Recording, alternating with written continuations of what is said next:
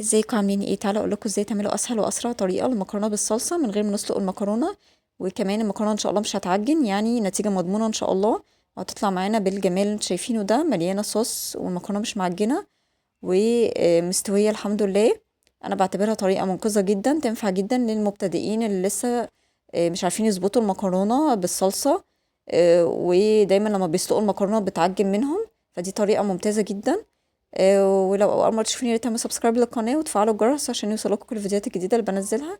ويلا بينا نشوف عملت ايه. اول حاجه حله سخنه على النار، هنزل بمعلقه كبيره من السمنه ومعاها معلقتين كبار من الزيت، وهنزل بكيس المكرونه بتاعي، الكيس اللي هو كيلو ده، وهبدا اقلب المكرونه كويس من حين لاخر، اي نوع مكرونه ينفع ما عدا الاسباجيتي. وهقلب كويس خالص لحد ما معظم المكرونه تبقى لونها ذهبي زي ما انتم شايفين كده. حاولت اوريكم بس من قريب، بصوا معظم المكرونه بقى لونها ذهبي ازاي.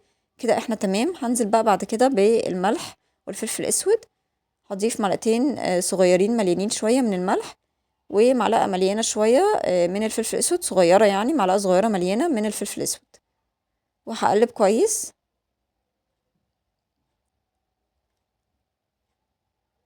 بعد كده هبدا انزل بصلصه الطماطم. هجيب 3 معالق كبيره من صلصه الطماطم. يفضل ما نستخدمش عصير الطماطم عشان احنا عايزين نقلل نسبة المية اللي داخلة للمكرونة عشان ما تعجنش مننا.